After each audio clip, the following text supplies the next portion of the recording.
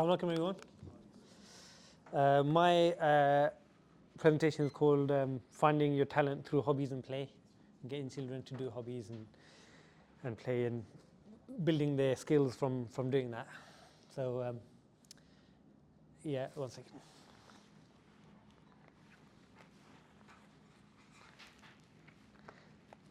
So hobbies, they're not just time fillers.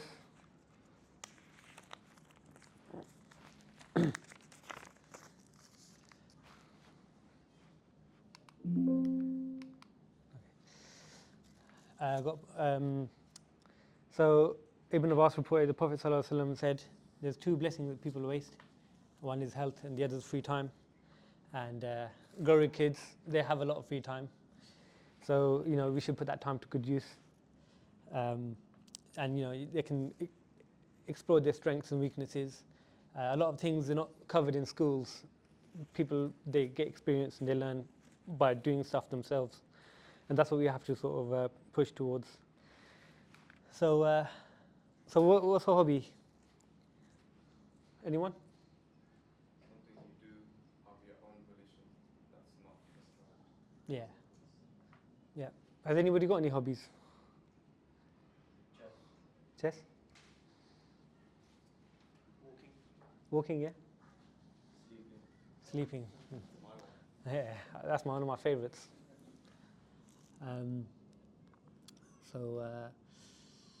Hobby, yeah, it's an activity you do regularly for enjoyment during your free time, not for money, not necessarily for money, obligation or rewards. It's good, it helps you, makes you feel relaxed, sparks your curiosity. Sometimes after a hard, stressful day, you can do something relaxing, a hobby, just to loosen things off. And children need to do that as well, because going to school and little clubs that we give them and stuff, they need to unwind just like we do.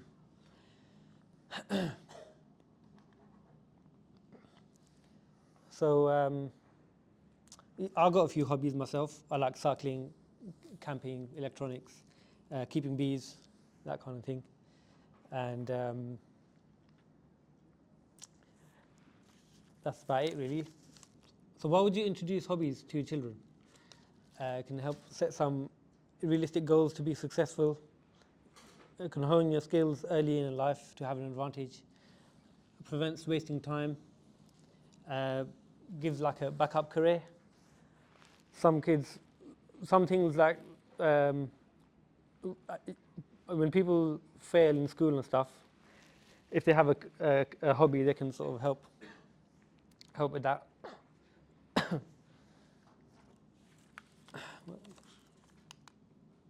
Slide in mine.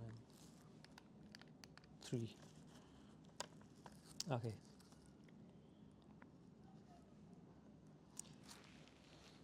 So yeah, I was going to say, like growing up after school and with friends that I've known and people that I've known, once they've finished school, they don't really know what to do because they haven't really done anything during their childhood. So what a lot of people do is they choose some random subject and end up either flopping it because they're not too interested in it, or doing what everybody else is doing. And once they want to go to university, they don't really know what they want to do, because in their childhood they haven't really experienced or gone out and done anything. And really, I think in childhood, that's the time you should be spending to find out what your strengths and weaknesses are, and honing them early in life so you have an advantage. And then after that time, you'll probably know what you're interested in. You'll have goals in life. So it helps with that. Choosing career paths and things like that. So, how would you discover your talent? You look for patterns, do what you find interesting. And I think, if you want to choose a hobby for a child, let them choose, show them what other things are out there, let them pick. And if it fails, then just move on to the next thing. There's loads of things. You can buy hobby kits. You can, there's a lot of stuff outside from the shops and markets and stuff. Loads of hobby kits you can buy for all different types of things. It could be cheap. It doesn't have to be expensive. You don't have to spend too much time on it. It could be done whenever they're free, at any time, really. So what I did with Sumaya was that I took I bought her a few kits. Some things she liked, some things she didn't. Science kits she wasn't too fond of. She was interested in knitting and sewing and this kind of things, as you can see. I've got a little sewing machine. She's sewed a few things for me, and she's tried knitting, and I don't know what this is called, but it's like you poke the cloth and you can make designs on it and stuff. It helps with their development of their hands and their hand-eye coordination and that kind of thing. So the hobbies that she didn't like, I didn't really let that affect me. I just moved on to the next thing whenever she sort of failed to it, you know. And a lot of the time I joined in with her and I've done it with her. Whatever problems she's had, I've helped her out with it. Or if I don't know, I just throw a YouTube video on and she can just sit there watching the YouTube video and copying what they're doing and sort of learning that way.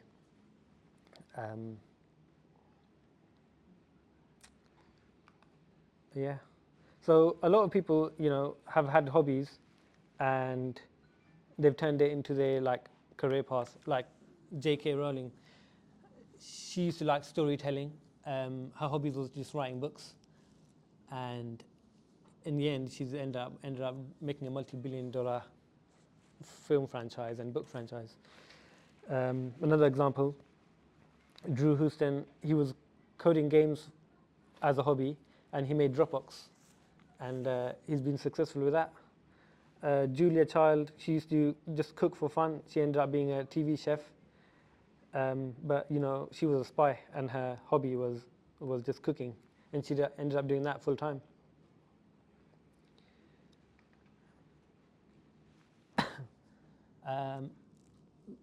So yeah, I've got loads of examples of hobbies here. You can go through them, choose one or two, and then move on to the next one. I've got 100 more there. Some are not good, actually. Go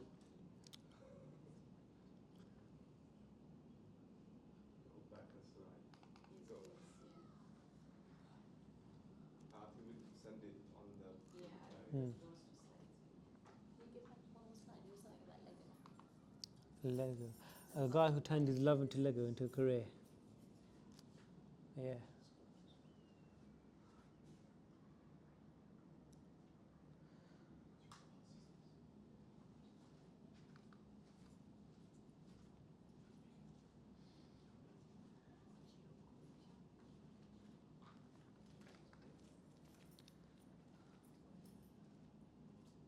Gardening. You make this up yourself? Did you find this on? This one I found. I just found loads of them online and put them on here. Collated them. Yeah, and same with that one. Yeah, they're both. Yeah.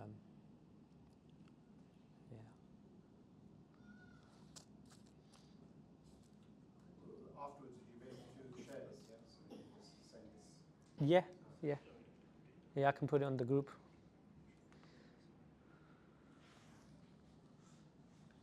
Yeah. So that's it. Any questions? I was just going to say, you know, I kind of rushed it, but. for me, a pretty significant penny drop when you mentioned about you come out of school and you're just a bit aimless and you don't know what you're going for. I talk from personal experience, and a lot of people have around us as well. Mm. When we were growing up, we had hobbies. There weren't really hobbies that you could translate into something you can go into as a profession. Mm. Like riding your bike, you're not going to go and be the next That's true. That's true. cyclist or something like that. Yeah. Going out in the park, that kind of stuff. So what ends up happening, we get to 16, 17, we scramble our way through college, go to university, end up doing business degrees, thinking that it's going to get us somewhere. Mm. But the power of just having that hobby when you're younger to know what your interests are. Yeah. And I think the important thing is to not just stay on one hobby. I think we should be changing them every now and then. A new hobby every couple of months, or something. So you got a basic. From your experience, when you were growing up, did you have a lot of interest in electronics? I did, yes, pretty much. A lot of my time, I used to make circuits and robot things and And it's remote control cars. that you're in. A lot of people who are in that profession, I've found, like when I've recruited apprentices that were young, Mm. they've always had that interest from a young age because it's a very niche kind of profession that you're in. Yeah, that's true. Yeah. Yeah, I think the point you made about letting them explore, one of the things that we parents, we get very obsessive. Like, oh, you started this, you need to see it through and spend months on it, why keep on changing? Yeah, We see it as a bad thing, but we should see it as actually a good thing. yeah, I think so. Like our kids, twins, they'll get into one thing like really, really strong. 2-3 weeks they're obsessed with that one thing only, and then they don't care ever again. And we complain, oh boy, all of this stuff, you used it like for 3 weeks, and Yeah. that's it, you're out and you're on your. You're on the new thing, yeah. But you should see that as a person who Yeah. experience lots of different things, Yeah, and true. they might come back to it. And it's Yeah. memories that they're creating as they're growing up. As That's well. true, yeah. Sorry, my reflection is this, it's probably a bit abstract, but do you know the importance of husband and wife being on the same wavelength when it comes to these things? That you need both parents to really encourage and to participate in the wide breadth of activities. That came to mind. And also the link of, these are just also good habits, and it's got habit building and building the resilience. So it's all kind of very strongly linked into having a better, well-rounded child, inshallah. We get them to be really take risks and building resilience and curiosity and just not being a boring individual. I really think about one of the problems we're having nowadays is we're so stuck in front of the TV or a computer console that every child just wants to become a gamer if you're not careful. But that's a risk of if you don't allow them to broaden their what you call it in stocks, broaden your Horizons. not horizons, like your portfolio. It's almost like broadening your portfolio when you allow them to participate in different hobbies. And just tagging on to what Moses said, from personal experience, I teach at another homeschooling place. And when I speak to the kids there, and what Mohsin said echoes exactly. Most of them, apart from a couple of them who has various different hobbies, most of them, because they're homeschooled, they're not exposed to anything at all. In schools at least, when they got exposed to a couple of other different perspectives. Yeah. Homeschoolers, we really need to be careful of not just putting our kids in front of screens or TV when they don't have any hobbies. They should have more hobbies than a normal kid. Yeah. But Muslim homeschoolers, what we find is that it's the exact opposite. They got Minecraft, they got Roblox. That's it for 80% of the students. There are a couple of them, very interesting lives they have. They go to different areas, different places every single term. They do something different. Whereas 90% of homeschooling parents, they've taken them out of school and they're not doing anything in teaching, which is a big shame. Just to chime in with this, there's something else I wanted to say, but one of the things I've noticed, so one of the reasons why we've got this is because we noticed with a lot of homeschoolers in Slough, especially amongst Muslims, they have Islamic concerns for why they have opted to homeschool, but they don't have an Islamic vision of how to homeschool. And so then what they're doing is they're replicating a lot of miseducation. And one of the underlying principles I see most homeschoolers operating by is to my convenience. It's inconvenient for me to do X, Y, or Z, so sit here where I know you are, and I feel comfortable, you're nice and safe. So the child is encouraged to docility. Sit here in front of Minecraft, you have your PlayStation, and we think to ourselves, I'm doing positive motivation, I'm giving them PlayStation, I'm giving them a bit of this and that, and I'm not being harsh. Okay, and that's really harmful for them long term. It doesn't build the akhlaq, the mindset. Some of the things that you spoke about, what stuck out to me is that hobbies, they're good for curing indolence. Okay, and indolence, I think sometimes these words, they kind of fall out of usage, and they should really be really important in our vocabulary. I don't just mean just in the workplace, because I don't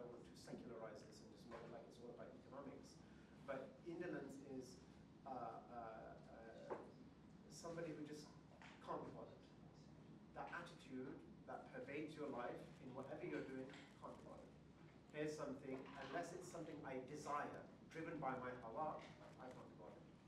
And a Muslim should be trained not to be led by his hawa.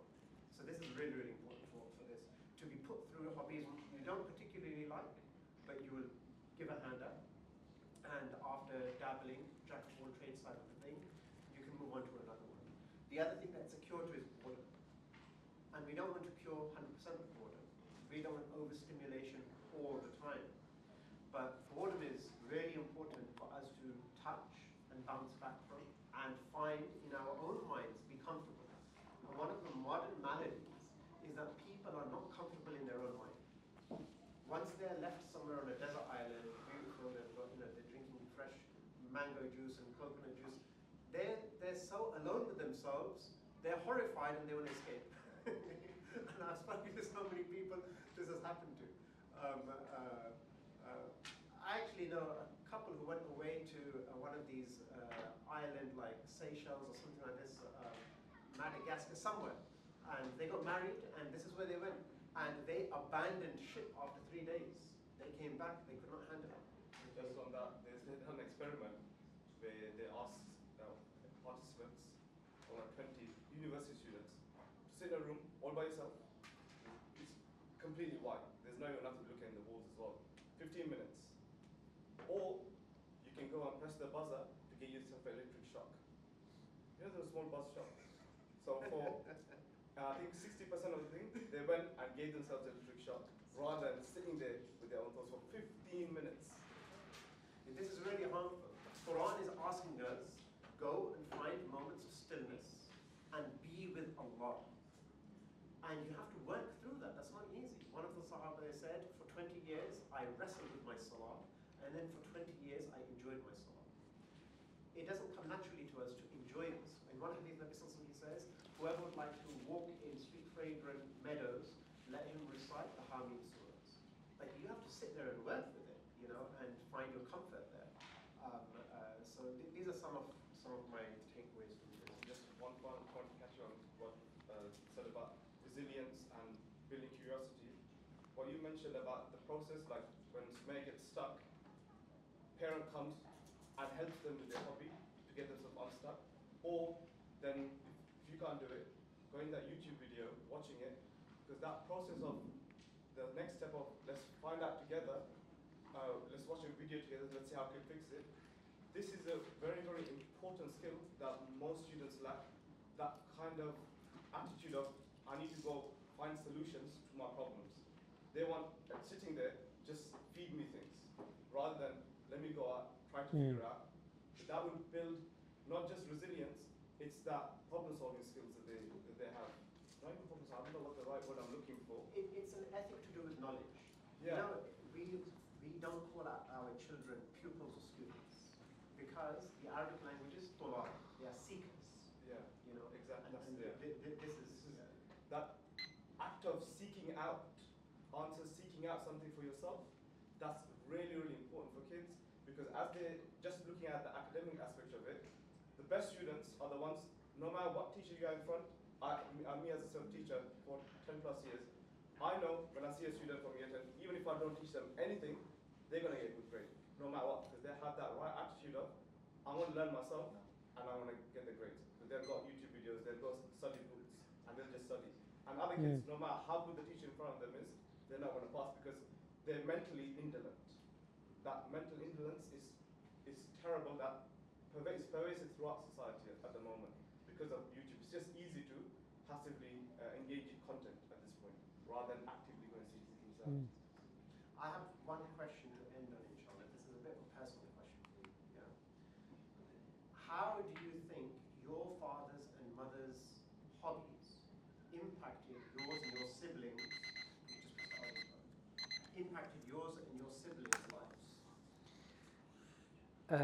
Yeah, my parents, they made a big impact on our lives because my dad, he's a welder / mechanic, and he was taking my brothers to his garage at a young age, maybe about around 9, 10.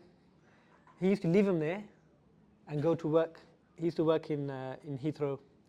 So he used to leave the boys there, 12 and 10 for about 4 or 5 hours. And they used to be in the garage just sitting there. And people used to come, customers used to come, and they wanted the cars fixed. They didn't care that this is a young child. They wanted the car fixed. So being bored and stuff, what they used to see my dad doing, they used to start doing it. You get the jack out, jack the car up, take the wheels off, have a look, see if you can do it, try to do it, don't do it, whatever. No safety, nothing there. But you know what? They done that for a few years, and now one of my brothers, he paints cars for a living. The other one, he's a full-time mechanic, and yeah, without even me, I'm an electrician and mechanic and stuff. Our dad, he used to kind of force us to do this kind of thing, and school was zero priority. He didn't know what was going on at school. Grades, didn't care really. It was about, come to the garage and help me out kind of thing. But that's what used to happen in his kind of day, and with him as well, and in that part of the world. So yeah, it kind of helped us, in some ways, and didn't help us in others. But I think that's probably partly why I'm giving this this presentation, because it made an impact on my life, and yeah, I think that I've seen growing up and stuff. Nobody's been through this kind of thing during their childhood. So yeah. You yourself, like something like beekeeping, you do that as a hobby as well, and anyone, even within a couple of circles, you wouldn't find anyone a beekeeper, especially within the Asian community. Yeah. So that's something very unique that you picked up. That's true. Yeah. And it's kind of given us the mindset to, whenever we have a problem, we try to do it ourselves. Like when I used to buy all types of honey, and I used to be interested in it and stuff. But I always wanted to have my own honey. See what I didn't want adulterated honey, and so and my mum was sick at the time, so I started beekeeping. But with everything, like tiling the floor in our kitchen, doing the plumbing, we as a family, it's just our mindset. We try to do it ourselves, and if we don't, we just learn by making mistakes and doing it, and then just keep on trying, kind of thing. And what about your sister? Can she change a carburetor? She knows the simples, but she relies on us. She's got 3 brothers who are good at that kind of thing, so she doesn't really, yeah. But she does her like sewing and that, because my mum used to sew clothes and stuff, so she can do all that kind of stuff, sewing and stitching and that, yeah. We don't want to go, it's very interesting, mashallah, but we need to. Okay, so Jazakallah khair.